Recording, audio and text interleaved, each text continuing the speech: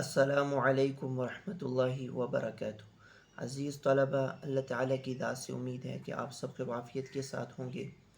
آج ہم اپنی کتاب سراجی کا سبق نمبر 3 پڑھیں گے۔ آج ہمارے سبق کا عنوان ہے باب معرفت الفروض و مستحقیہا۔ اللہم صلی علی محمد النبی الامی وعلی آلہ وسلم تسلیما۔ بسم اللہ الرحمن الرحیم۔ باب معرفت الفروض و مستحقیہا، یہ باب حصوں اور ان کے مستحقین کی معرفت کے بیان میں ہے۔ باب معرفت الفروض و مستحقیہا، یہ باب حصوں اور ان کے مستحقین کی معرفت کے بیان میں ہے۔ الفروض المقدرۃ فی کتاب اللہ تعالی ستۃ، النصف والربع والثمن والثلثان والثلث والسدس علی التضعیف والتنصیف۔ فرماتے ہیں وہ حصے جو کتاب اللہ میں مقرر ہیں 6 ہیں۔ الفروض المقدرۃ فی کتاب اللہ تعالی ستۃ، وہ حصے جو کتاب اللہ میں ورثاء کے لیے مقرر ہیں وہ 6 ہیں۔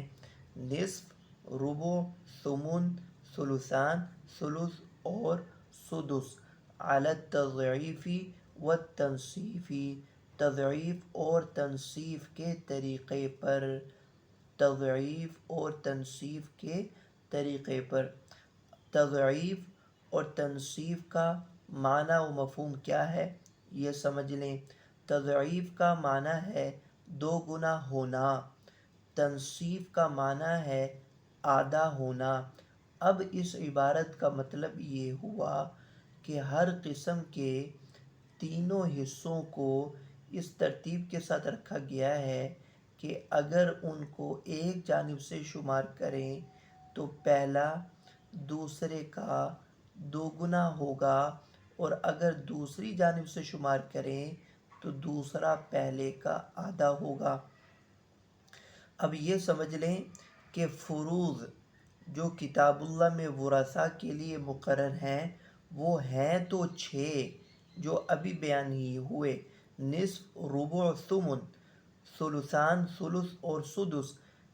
لیکن یہ فروض کی 2 قسمیں ہیں۔ قسم اول میں نصف، ربع، ثمن آتے ہیں، قسم ثانی میں ثلثان، ثلث اور سدس آئیں گے۔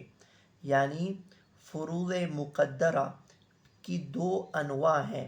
نوع اول میں نصف، ربع، ثمن ہے، اور نوع ثانی میں ثلثان، ثلث اور سدس ہیں۔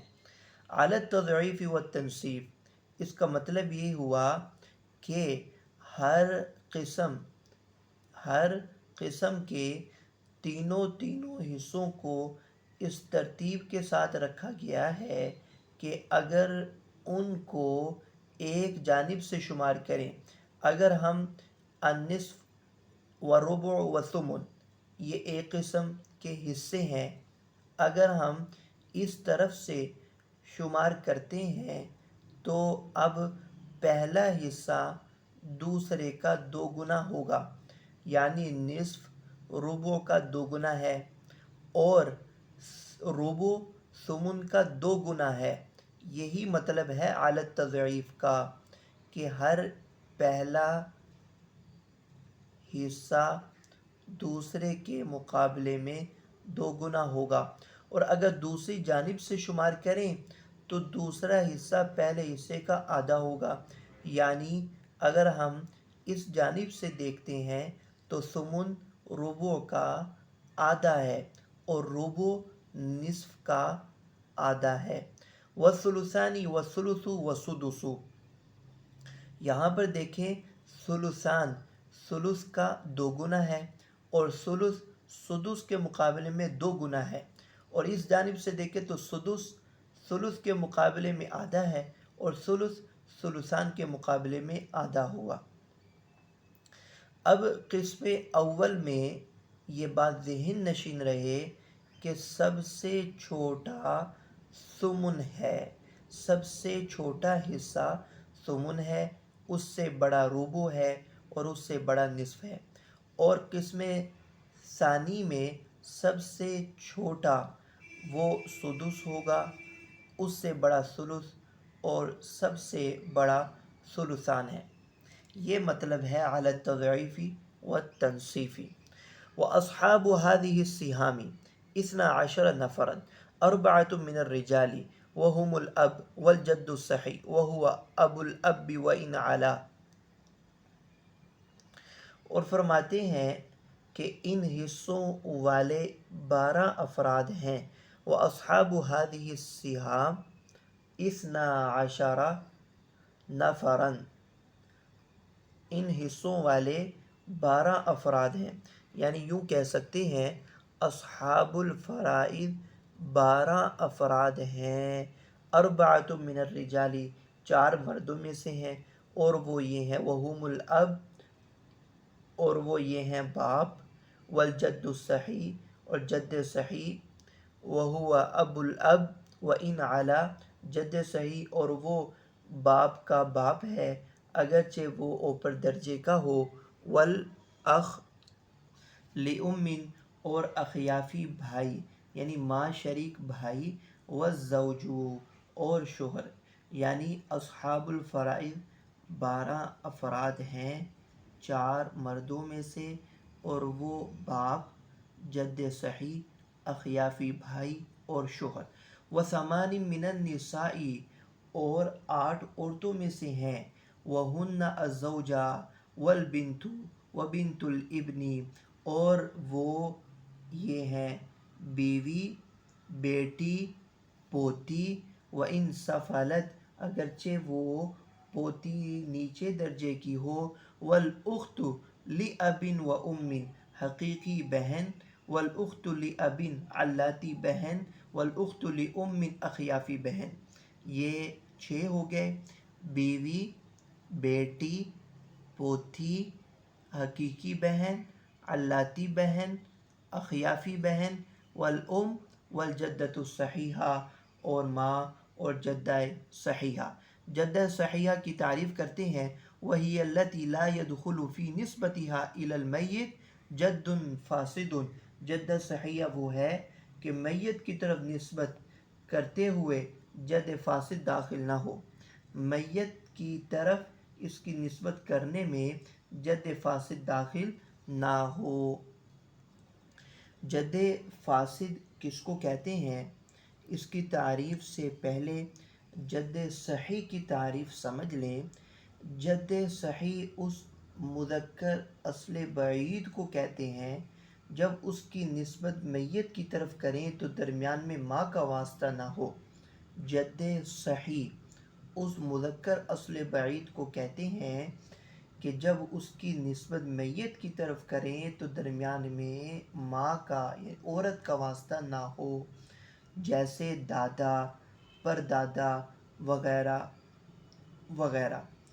اب جد فاسد کی تعریف سمجھ میں آ گئی کہ جد فاسد اس مذکر اصل بعید کو کہتے ہیں جب اس کی نسبت میت کی طرف کریں تو درمیان میں عورت کا واسطہ آ جائے، درمیان میں عورت کا واسطہ آ جائے، جیسے نانا، کہ اب میت کی طرف اس کا رشتہ ماں کے واسطے سے ہے، یعنی میت کی نسبت کرتے ہوئے واسطہ عورت کا آ رہا ہے، تو نانا جد فاسد ہے، جد فاسد ہے۔ جبکہ دادا، پردادا میت کی طرف نسبت کریں تو درمیان میں عورت کا واسطہ نہیں آتا، کیونکہ دادا کہتے ہیں والد کے والد کو، پردادا کہیں گے دادا کے والد کو، تو دادا، پردادا اوپر درجے کے جو رشتہ دار ہیں وہ جد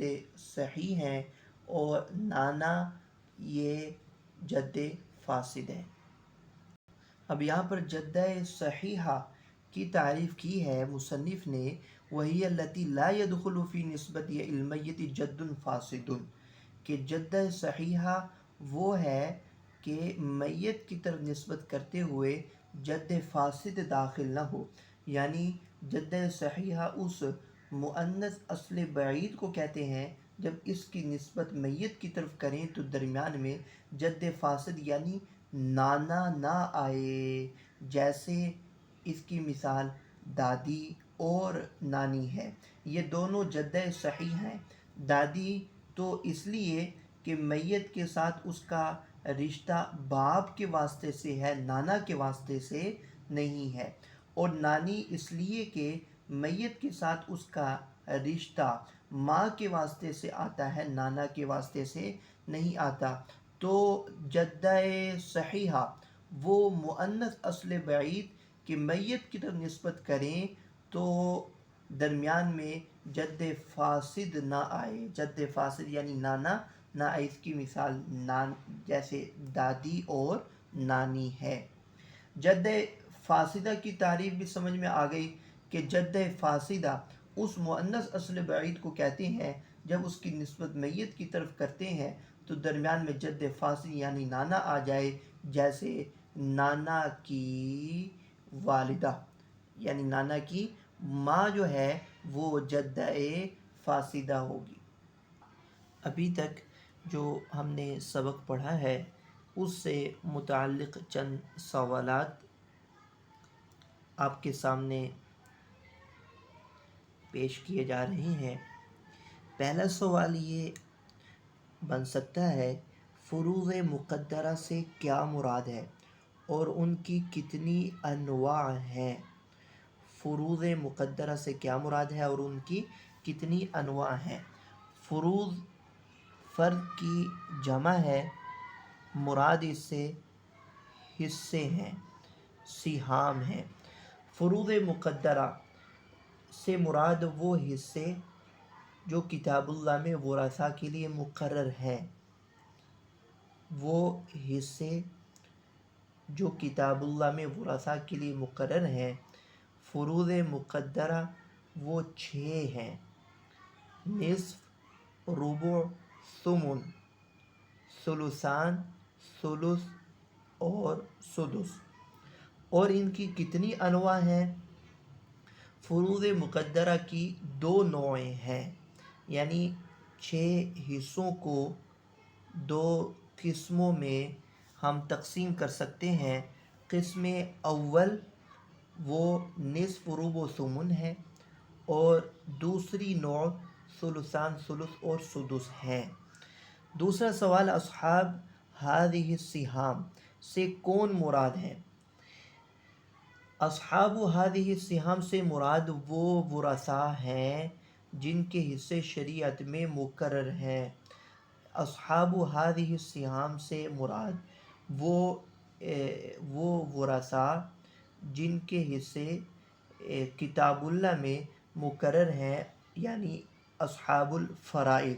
وہ کل 12 افراد ہیں، 4 مردوں میں سے 8 عورتوں میں سے، اور ان کی تفصیل یہ ہے کہ 4 مردوں میں سے باپ، جد صحیح، اخیافی بھائی اور خاوند، اور عورتوں میں سے 8، ان کی تفصیل یہ ہے بیوی، بیٹی، پوتی، حقیقی بہن، علاتی بہن، اخیافی بہن، ماں اور جدہ صحیحہ۔ تضعیف اور تنصیف کا کیا مطلب ہے؟ فروض میں تضعیف و تنصیف کیسے ممکن ہے؟ یہ بھی ایک سوال آیا تھا۔ علی التضعیف والتنصیف، تضعیف اور تنصیف کا سادہ مفہوم یہ ہے کہ تضعیف کا معنی ہوتا ہے 2 گنا اور تنصیف کا معنی ہے آدھا ہونا۔ اب اس عبارت کا مطلب یہ ہوا کہ ہر نوع کے تینوں حصوں کو اس ترتیب سے رکھا گیا ہے، یعنی پہلی نوع میں 3 حصے ہیں، نصف، ربع و ثمن۔ دوسری نوع میں 3 حصے ہیں، ثلثان، ثلث اور سدس۔ ہر حصے کو اس ترتیب سے رکھا گیا ہے، اگر ایک جانب سے شمار کریں تو پہلا دوسرے کے مقابلے میں 2 گنا ہو جائے گا، اور دوسری جانب سے شمار کریں تو دوسرا پہلے کے مقابلے میں آدھا ہوگا۔ یہی مطلب ہے فروض میں تضعیف اور تنصیف کا۔ اگلا سوال ہے جد صحیح اور جد فاسد کی تعریف کریں۔ تو ہم نے یہ بھی پڑھا کہ جد صحیح اس مذکر اصل بعید کو کہتے ہیں کہ میت کی طرف نسبت کریں تو درمیان میں عورت کا واسطہ نہ ہو، جیسے دادا ہے، پر دادا ہے۔ اور جد فاسد اس مذکر اصل بعید کو کہتے ہیں کہ میت کی طرف نسبت کرتے ہوئے ماں کا واسطہ آئے، جیسے نانا۔ جدہ صحیحہ اور جدہ فاسدہ کی تعریف کریں۔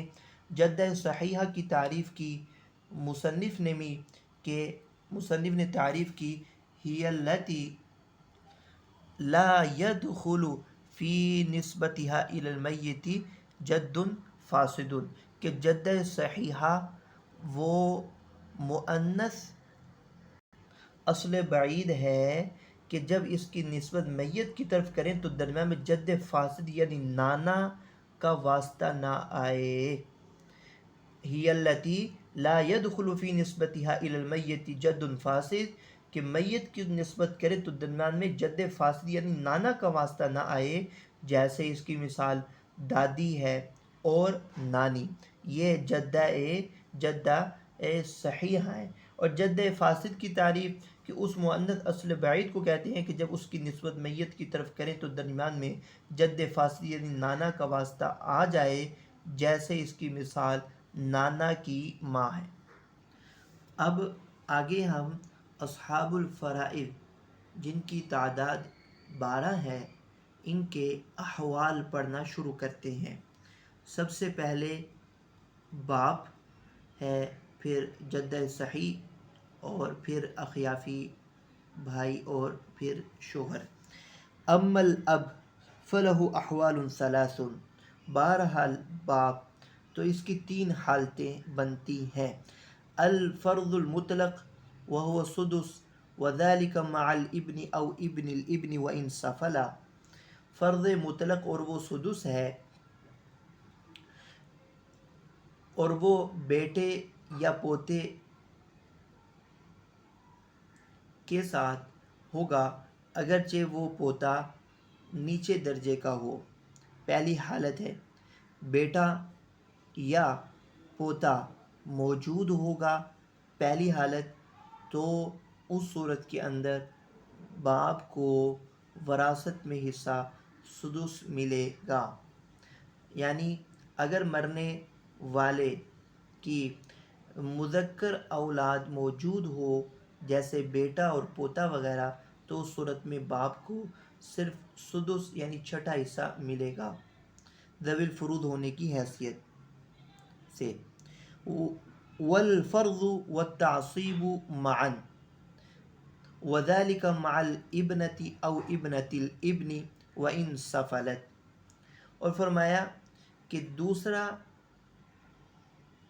حصہ وہ ہے فرض و تعصیب ایک ساتھ، فرض اور تعصیب ایک ساتھ حالت بیان کی، اور وہ بیٹی یا پوتی کے ساتھ ہوگا اگرچہ وہ پوتی نیچے درجے کی ہو۔ دوسری حالت ہے کہ اگر مرنے والے کی صرف مؤنث اولاد ہو جیسے بیٹی اور پوتی وغیرہ تو اس صورت میں باپ کو ذوی الفروض اور عصبہ دونوں جہتوں سے ترکہ ملے گا۔ ذوی الفروض ہونے کی حیثیت سے تو باپ کو سدس ملے گا، اور پھر دیگر ذوی الفروض کو ان کے حصے دے دینے کے بعد بچا ہوا مال بھی باپ کو ملے گا عصبہ ہونے کی حیثیت سے۔ یعنی اگر تو مؤنث اولاد موجود ہے تو باپ کا حصہ ہوگا فرض مع العصبہ۔ والتعصیب المحض وذلك عند عدم الولد وولد الابن وان سفلا، اور فرمایا کہ مرنے والے کی اگر کوئی اولاد نہ ہو تو اس صورت میں باپ عصبہ محض ہوگا، یعنی اگر مرنے والے کا ذوی الفروض میں سے کوئی وارث موجود ہو تو اس کو اس کا حصہ دینے کے بعد بچا ہوا مال باپ کو ملے گا، اور اگر ذوی الفروض میں سے کوئی بھی موجود نہ ہو تو سارا ترکہ باپ کو ملے گا۔ یہ تب ہے کہ جب کہ مرنے والے کی کوئی اولاد مذکر یا مؤنث موجود نہ ہو تو اس صورت میں باپ عصبہ محض ہوگا۔ یہ 3 حالتیں ہیں باپ کی۔ ان تینوں حالتوں کو ان تین مثالوں سے سمجھیں۔ دیکھیں، میت مرنے والے کے ورثاء میں باپ اور بیٹا یعنی مذکر اولاد موجود ہے، تو ابھی تک چونکہ ہم نے باپ کے حصے پڑھے ہیں، تو پہلی حالت کے مطابق کہ اگر مرنے والے کی مذکر اولاد میں سے کوئی موجود ہو تو باپ کا حصہ ہے فرض مطلق اور وہ سدس ہے۔ دوسری مثال سمجھیں دوسری حالت کی کہ مرنے والے کی اگر بیٹی، پوتی یا نیچے درجے کی پوتی موجود ہو تو اس صورت کے اندر ہم نے پڑھا کہ باپ کا حصہ ہے فرض مع التعصیب۔ فرض یعنی وہ چھٹا حصہ اور عصبہ ہے، یعنی ذوی الفروض کو حصہ دے دینے کے بعد باقی بچا ہوا مال بھی عصبہ ہونے کی حیثیت سے باپ کو ملے گا۔ یہ اس صورت میں ہے کہ مرنے والے کی مؤنث اولاد موجود ہو۔ تیسری حالت ہم نے پڑھی کہ اگر مرنے والے کی مؤنث اور مذکر کوئی اولاد موجود نہ ہو تو اس صورت کے اندر باپ کا حصہ ہے عصبہ محض۔ اب ہم مزید یادداشت کے لیے تمرین پڑھتے ہیں۔ دیکھیں، یہاں پر میت ترکے میں صرف والد ہے، نہ مذکر کوئی اولاد ہے، نہ دوسرے رشتہ دار ہیں، تو ہم نے پڑھا کہ اگر مرنے والے کی کوئی اولاد نہ ہو تو باپ کا حصہ ہم نے پڑھنا ہے، اس کو ہم نے پڑھا ہے، تو باپ کا حصہ بنتا ہے عصبہ محض۔ یعنی اگر کوئی رشتہ دار ذوی الفروض میں سے نہیں ہے تو سارا مال عصبہ ہونے کی حیثیت سے باپ کو ملے گا۔ دوسری مثال ہے کہ مرنے والے کے ورثاء میں باپ اور ماں موجود ہے، تو یہاں پر بھی چونکہ کوئی اولاد موجود نہیں ہے تو باپ کا حصہ ہے عصبہ محض۔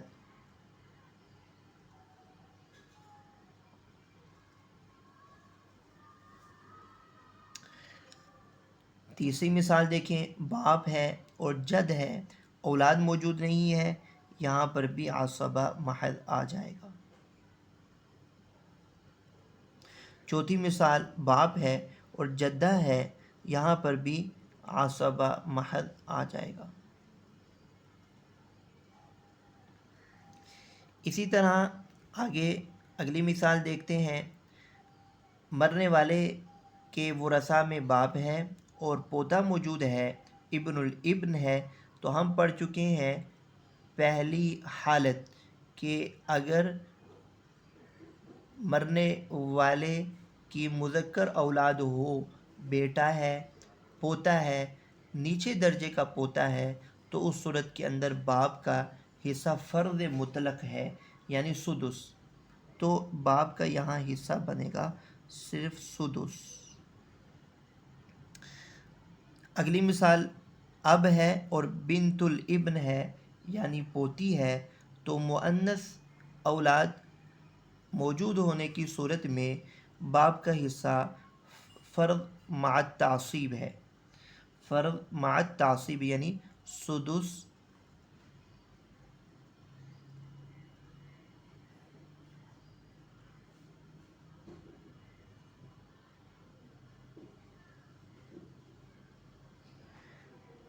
یعنی ذوی الفروض ہونے کی حیثیت سے تو سدس اور عصبہ ہونے کی حیثیت سے باقی ماندہ مال بھی باپ کو ملے گا۔ یہ اس صورت میں ہے جب کہ مرنے والے کی مؤنث اولاد موجود ہو، بیٹی ہے، پوتی ہے، نیچے درجے کی پوتی ہے، تو باپ کا حصہ بنتا ہے سدس مع العصبہ۔ اسی طرح اگلی ہم مثال دیکھیں کہ باپ ہے اور زوج ہے، یعنی مرنے والی ایک عورت ہے کہ جو ورثہ میں والد کو اور شوہر کو چھوڑ کر فوت ہوئی ہے، باپ کے حصہ ہم نے معلوم کرنا ہے، تو یہاں پر عصبہ محض آ جائے گا کیونکہ اولاد موجود نہیں ہے۔ یہاں پر بھی عصبہ محض آ جائے گا، اولاد موجود نہیں ہے۔ اب اخ، ابن، اخن، یہاں پر بھی عصبہ محض آ جائے گا، اولاد موجود نہیں ہے۔ یہاں پر بھی عصبہ محض آ جائے گا کیونکہ اولاد موجود نہیں ہے۔ یہ ہماری مشق ہو گئی۔ ایک اہم صورت یہ ہے کہ اگر مرنے والا اولاد میں مذکر اور مؤنث دونوں طرح کی اولاد کو چھوڑ کر مرتا ہے تو اس صورت کے اندر باپ کو کیا حصہ ملے گا، یہ ہم نے دیکھنا ہے۔ تو اگر مذکر اولاد ہے، تنہا ہے، یا اس کے ساتھ مؤنث اولاد بھی موجود ہے، دونوں صورتوں کے اندر باپ کو فرض مطلق یعنی سدس ملتا ہے۔ اب اس صورت کے اندر بیٹا بھی ہے اور بیٹی بھی ہے، تو ہم دیکھیں گے بیٹا اگر موجود ہے تو باپ کو صرف سدس ملے گا، یعنی فرض مطلق چھٹا حصہ۔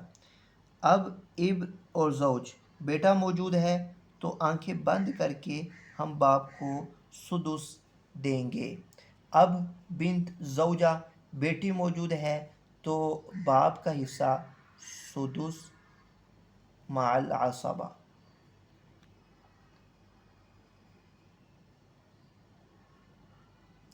باپ، جد، اخ، باپ کا حصہ اولاد موجود نہیں ہے تو باپ عصبہ محض۔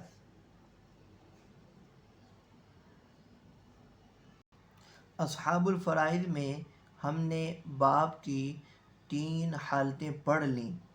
آگے ہے والجد الصحیح کالاب الا فی 4 مسائل وسنذکرها فی موضعها انشاء اللہ تعالی۔ جد صحیح باپ ہی کی طرح ہے مگر 4 مسائل میں، اور عن قریب ہم ان کو ان کی جگہوں میں ذکر کر دیں گے۔ یعنی جد صحیح کے بھی یہی احوال ہیں جو ابھی ہم نے باپ کے متعلق پڑھے ہیں، البتہ ایک حالت مزید ہے اور وہ ہے حجب کی۔ وَيَسْقُطُ الْجَدُّ بِالْأَبِ، اور فرماتے ہیں کہ جد باپ کی وجہ سے محروم ہو جاتا ہے، باپ کی وجہ سے یعنی باپ کی موجودگی میں جد وہ ساقط ہو جاتا ہے۔ لِأَنَّ الْأَبَ أَصْلٌ فِي قَرَابَةِ الْجَدِّ إِلَى الْمَيِّتِ، اس لیے کہ باپ اصل ہے میت کی طرف جد کی نسبت، میت کی طرف جد کی قرابت میں۔ لِأَنَّ الْأَبَ أَصْلٌ فِي قَرَابَةِ الْجَدِّ إِلَى الْمَيِّتِ، باپ اصل ہے میت کی طرف جد کی قرابت میں، باپ اصل ہے، اس لیے باپ کی موجودگی میں جد ساقط ہو جائے گا یعنی محروم ہو جاتا ہے۔ والجد الصحیح، اور جد صحیح کی تعریف کر رہے ہیں، هو الذی لا تدخل فی نسبته الى المیت کہ جد صحیح وہ ہے کہ میت کی طرف نسبت کرتے ہوئے درمیان میں ماں کا واسطہ نہ آئے۔ هو الذی لا تدخل فی نسبتی الی المیت کہ میت کی طرف اس کی نسبت کرنے میں درمیان میں ماں نہ آئے۔ اس کی مثال جیسے ہم پڑھ چکے ہیں، جد صحیح کی مثال ہے دادا اور پردادا کے درمیان میں ماں اور عورت کا واسطہ نہیں آتا۔ تو خلاصہ یہ ہوا کہ جد صحیح کی 4 حالتیں ہیں۔ نمبر 1 سدس مطلق، فرض مطلق بھی کہتے ہیں، فرض مطلق۔ نمبر 2 سدس والعصبہ۔ نمبر 3 عصبہ محض۔ نمبر 4 حجب۔ یعنی اگر مرنے والے کا باپ موجود ہو تو جد وہ محجوب ہوگا، یعنی اس کو میراث میں حصہ نہیں ملے گا، اور اگر مرنے والے کا باپ موجود نہ ہو تو اس صورت میں جد باپ کے قائم مقام ہو جائے گا اور باپ والی تینوں حالتیں اس پر جاری ہوں گی۔ اس کو بھی مثالوں سے دیکھ لیں کہ نمبر 1 مثال دی ہے کہ میت کے ورثاء میں باپ اور جد موجود ہیں، تو ہم نے ابھی پڑھا کہ باپ کی موجودگی میں جد وہ محروم ہو جائے گا، اس لیے اب جد کے نیچے لکھا ہوا ہے محجوب، یعنی محروم ہوگا۔ اب عصبہ محض ہے اس لیے کہ اولاد موجود نہیں ہے۔ دوسری مثال دیکھیں کہ میت کے ورثاء میں جد اور ابن موجود ہے، تو ہم نے پڑھا اگر باپ موجود نہیں ہے تو جد باپ کے قائم مقام ہو جائے گا، تو جو 3 حالتیں باپ کی ہیں وہ جد صحیح کی ہوں گی۔ تو اگر باپ نہیں ہے تو جد آ گیا، اور میت کی اولاد میں جب مذکر اولاد صرف موجود ہو تو اس صورت میں ہم نے پڑھا کہ باپ کو سدس فقط حصہ ہے، تو جد کا بھی حصہ سدس فقط ہوگا۔ تیسری مثال دیکھیں کہ جد ہے اور بنت ہے، تو مؤنث اولاد موجود ہوگی تو اس صورت کے اندر باپ کا جس طرح سدس مع العصبہ حصہ ہے، اسی طرح جد کا بھی حصہ سدس مع العصبہ ہوگا۔ چوتھی مثال جد اور زوج ہے کہ جب کوئی اولاد موجود نہ ہو تو باپ کا حصہ عصبہ محض ہے، اسی طرح جد کا بھی حصہ عصبہ محض ہوگا، یہ اس صورت میں جب کہ باپ موجود نہیں۔ وَأَمَّا لِأَوْلَادِ الْأُمِّ فَأَحْوَالٌ ثَلَاثٌ السُّدُسُ لِلْوَاحِدِ وَالثُّلُثُ لِلْإِثْنَيْنِ فَصَاعِدًا ذُكُورُهُمْ وَإِنَاثُهُمْ فِي الْقِسْمَةِ وَالِاسْتِحْقَاقِ سَوَاءٌ وَيَسْقُطُونَ بِالْوَلَدِ وَوَلَدِ الْإِبْنِ وَإِنْ سَفَلَ وَبِالْأَبِ وَالْجَدِّ بِالْاتِّفَاقِ۔ فرمایا کہ اخیافی بھائی بہنوں کی 3 حالتیں ہیں۔ وَأَمَّا لِأَوْلَادِ الْأُمِّ، یہاں اکٹھا ہی ذکر کر رہے ہیں اخیافی یعنی ماں شریک اولاد، ماں شریک بھائی ہو، ماں شریک بہن ہو، 3 حالتیں ہیں۔ فَأَحْوَالٌ ثَلَاثٌ، 3 حالتیں ہیں۔ سدس 1 کے لیے ہے، ثلث 2 اور 2 سے زیادہ کے لیے ہے، ذُكُورُهُمْ وَإِنَاثُهُمْ فِي الْقِسْمَةِ وَالِاسْتِحْقَاقِ سَوَاءٌ، ان کے مذکر اور مؤنث تقسیم اور استحقاق میں برابر ہیں۔ وَيَسْقُطُونَ بِالْوَلَدِ وَوَلَدِ الْإِبْنِ وَإِنْ سَفَلَ وَبِالْأَبِّ وَالْجَدِّ بِالْاتِّفَاقِ، اور فرمایا اور یہ یعنی اخیافی بھائی بہن محروم ہو جاتے ہیں اولاد اور بیٹے کی اولاد کے ساتھ، یہ اخیافی بھائی بہن محروم ہو جاتے ہیں بیٹے، پوتے اور نیچے درجے کے اگرچہ پوتے ہوں تو یہ محروم ہو جاتے ہیں۔ وَبِالْأَبِّ وَالْجَدِّ بِالْاتِّفَاقِ، اور باپ اور جد کے ساتھ بھی محروم ہو جاتے ہیں بالاتفاق۔ تو اخیافی بھائی بہن کی 3 حالتیں ہیں۔ سدس، پہلی حالت میں فرض ہے سدس، اور دوسری حالت میں جو حصہ ہے وہ ثلث ہے، اور تیسری حالت میں یہ محروم ہوں گے۔ پہلی حالت یہ ہوئی اگر مرنے والے کی اولاد اور باپ دادا وغیرہ میں سے کوئی موجود نہ ہو، تو ایک اخیافی بھائی ہو یا ایک اخیافی بہن ہو تو اس کا حصہ سدس ہوگا۔ دوسری حالت کہ مرنے والے کی اولاد اور باپ دادا میں سے کوئی موجود نہ ہو اور ایک سے زائد بھائی بہن موجود ہوں تو ثلث ملے گا، وہ سب ثلث میں برابر کے شریک ہوں گے، یعنی یہ ثلث میں وہ سب برابر کے شریک ہوں گے، بہن بھائیوں کو برابر حصہ ملے گا، یہاں للذکر مثل حظ الانثیین والا قاعدہ جاری نہیں ہوگا۔ یہاں پر وہ قاعدہ جاری نہیں ہوگا کہ لڑکا 2 کے برابر ہوگا، ایسا قاعدہ جاری یہاں نہیں ہوگا، بلکہ یہاں فرمایا کہ مرد اور عورتیں تقسیم اور استحقاق میں برابر ہیں۔ تیسری حالت، اگر مرنے والے کی اولاد یا باپ دادا وغیرہ میں سے کوئی موجود ہوگا تو اس صورت میں اخیافی بھائی بہن محجوب ہوں گے، یعنی ان کو میراث میں حصہ نہیں ملے گا۔ ان تین حالتوں کو مثالوں سے سمجھ لیں۔ مرنے والا اگر ایک اخیافی بھائی چھوڑ کر مرتا ہے تو اخن خیفی کا جو حصہ ہے اگر وہ تنہا ہے تو ہم نے پڑھا کہ اس کا حصہ سدس ہے۔ شرط یہ ہے کہ مرنے والے کی اولاد اور باپ دادا پر دادا میں سے کوئی موجود نہ ہو۔ جیسے یہاں اگر مرنے والا وہ اولاد موجود نہیں، باپ دادا بھی موجود نہ ہو، ایک بھائی ہے اور ایک اخیافی بہن ہے، تو اگر ایک سے زائد ہوں تو ان کا حصہ دونوں کا وہ ہم نے پڑھا کہ وہ ثلث ہے۔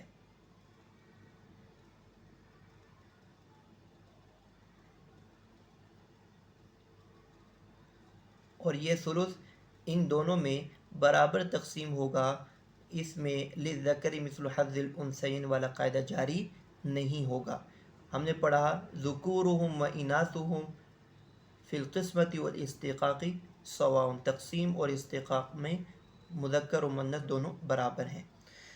اور آگے ہم نے پڑھا کہ ایک اگر بیٹا ہے یا کوئی مؤنث اولاد ہے یا جد صحیح ہے تو اس صورت کے اندر اخن خیفی یہ محجوب ہوگا، یعنی وراثت سے محروم۔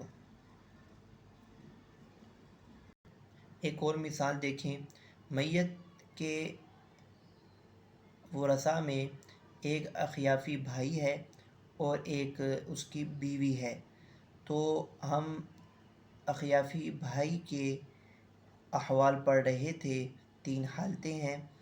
تو یہاں دیکھیں کہ میت کے ورثاء میں ایک بیوی موجود ہے، اولاد بھی نہیں ہے اور نہ ہی باپ دادا اور اوپر درجے کا دادا موجود ہے، تو اس صورت کے اندر ہم نے پڑھا تھا اگر یہ موجود نہ ہو تو اخیافی بھائی ایک ہونے کی صورت میں اس کا حصہ سدس ہوگا۔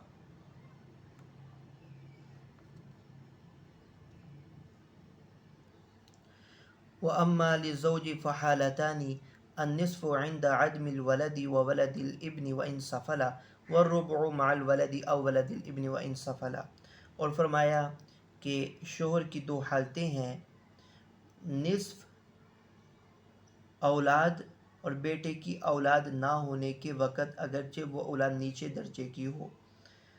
عند عدم الولد وولد الابن وان سفل، اولاد کے نہ ہونے کے وقت نصف، والربع مع الولد او ولد الابن وان سفل، اور ربع ہے اولاد یا بیٹے کی اولاد کے ساتھ اگرچہ وہ اولاد نیچے درجے کی ہو۔